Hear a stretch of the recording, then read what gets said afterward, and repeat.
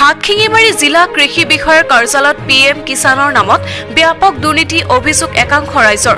সোমবাৰে দক্ষিণ শালমাৰা মানকাছাৰ জিলাৰ সদৰ হাটশিঙিমাৰীত জিলা কৃষি বিষয়াৰ কাৰ্যালয়ত কৰ্মৰত কামৰ গাফিলতিৰ বাবে একাংশ লোকে PM কিষাণৰ বাবে বাৰম্বাৰ একাংশ লোক জিলা কৃষি বিষয়াৰ কাৰ্যালয়ত আহিবলগীয়া হয়।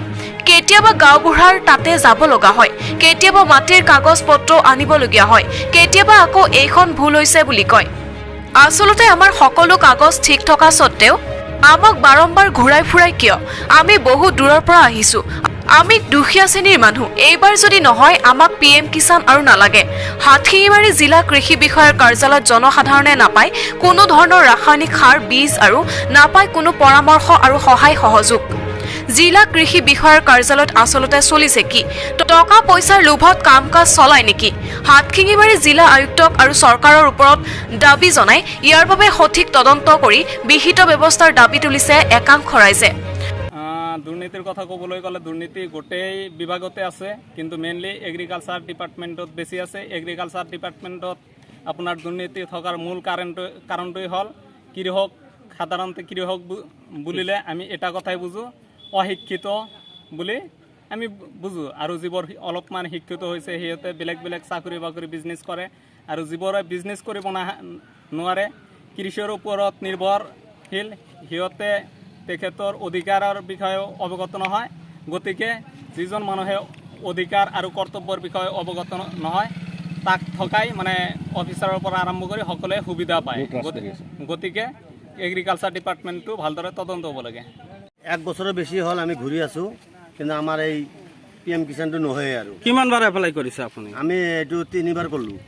এই কৃষি বিভাগ কিছুমান 3বাৰ কৰিলোঁ, 2বাৰ ৰেজেক্ট হৈ গ'ল, আৰু এইবাৰ আজি লৈ আহিছোঁ। আজি যদি নহয়, নথিপত্ৰ জিলাকে আপুনি দিয়ে? আমি সব দিছোঁ, মাটি আমাৰ নিজৰ নামত মাটি।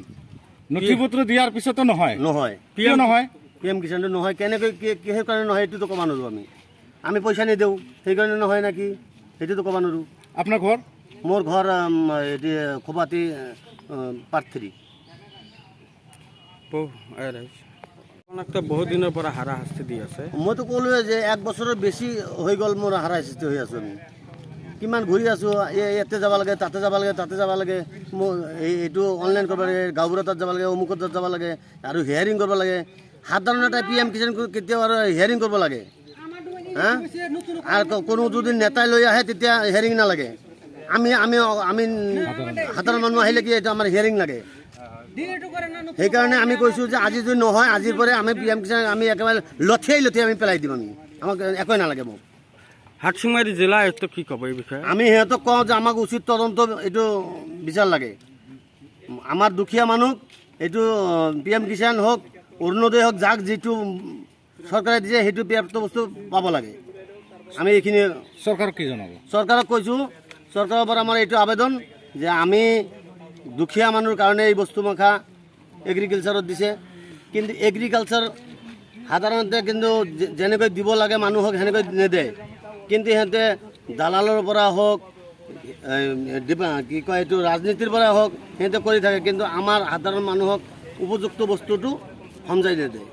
সেইকাৰণে আমি কৈছোঁ, চৰকাৰক কৈছোঁ যে চৰকাৰে আমাক এই সাধাৰণ মানুহৰ কাৰণে কি ভাল ব্যৱস্থা কৰিব লাগে কৰি দিয়ক আমাক। আজি কি হৈছে আপুনি?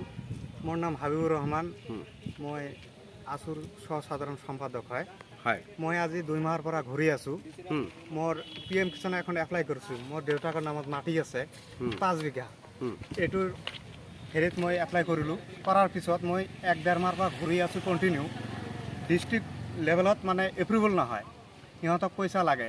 আজি ঘূৰাই, কালি ৰেচন কাৰ্ড লৈ আহিবি, আধাৰ কাৰ্ড লৈ আহিবি, এনেকুৱাকৈ 1-1.5 মাহৰ পৰা ঘূৰাই আছে।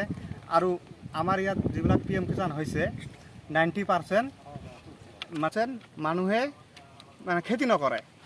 আপোনালোকে ইয়াত জাজ কৰিব। আমি জিলা উপায়ুক্ত মহোদয়ক কৈছোঁ, সিহঁতে যাতে চালি জাৰি ভালকৈ চায়, মানে ফিল্ডত গৈ যিহঁতে মানে খেতি কৰে সিহঁতৰ মাটি বাৰী যাতে চাই চিন্তি মানে PM কিষাণবিলাক মানে ৰিচেকিঙৰ ব্যৱস্থা কৰি দিয়ে। এই মহোদয়ৰ ওচৰত আৰু আমাৰ এই ডিপাৰ্টমেণ্টত যিমান মানে কাম কাজ আছে সিহঁতৰ মানে পূৰা দুৰ্নীতি হৈ আছে, আৰু সাৰ বীজ আমি খেতিয়কে কেতিয়াও নাপাওঁ। আমাৰ যিবিলাক খেতিয়ক আছে এইবিলাক মানে আচলতে আজিলৈকে এই ডিপাৰ্টমেণ্টৰ পৰা 1 কেজিমান সাৰ বীজ একো পোৱা নাই। একচুৱেলি আপুনি কোৱা মতে খেতিয়কহঁতে নাপায়। নাপায় খেতিয়কে আচলতে নাপায়। যিবিলাক বিচাৰি আছে এইবিলাক মানে ভুৱা বেনিফিচিয়াৰী। আপুনি ক'ব বিচাৰিছে দুৰ্নীতি হৈছে দুৰ্নীতি হৈছে কৃষি বিভাগক। সেইকাৰণে মই জিলা উপায়ুক্তক মানে তদন্ত কৰি উচিত শাস্তি বিহিব লাগে বুলি আমি মন্তব্য কৰিলোঁ। মোৰ নাম তাজুল ইছলাম তালুকদাৰ, মোৰ ঘৰ পাটাকাটা। কি হৈছে? আমি এগ্ৰিকালচাৰ ডিপাৰ্টমেণ্টত মানে PM কিষাণৰ পৰা আৰম্ভ কৰি যিমানখিনি আঁচনি আছে, এতিয়া যেতিয়া আধাৰ লিংক হৈছে তেতিয়াৰ পৰা PM কিষাণৰ দুৰ্নীতিটো অলপমান হ্ৰাস পাইছে। আৰু আপোনাৰ যিবোৰ ছাবচিডি বস্তু আছে, চ'লাৰৰ পৰা আৰম্ভ কৰি চেলো মেচিনৰ পৰা আৰম্ভ কৰি যিবোৰ অৰিজিনেল কৃষকক লাগে সেই বস্তুটো প্ৰকৃত কৃষকে কেতিয়াও নাপায়। এইটো ডিষ্ট্ৰিক্টত আহে ঠিকে, ডিষ্ট্ৰিক্টৰ পৰা এটা দালাল চক্ৰৰ হাত লৈ যায়। দালাল চক্ৰৰ মাজেদি কৃষকে ক্ৰয় কৰিব লাগে, নহ'লে বিনামূলীয়া বা ডাইৰেক্ট ছাবচিডি কৈ নাপায়। গতিকে আমি জিলা উপায়ুক্তক অনুৰোধ জনাম, আমাৰ জিলাটো এনে দুখীয়া মানুহৰ জিলা, দুখীয়া জিলা বুলি আমি গম পাওঁ।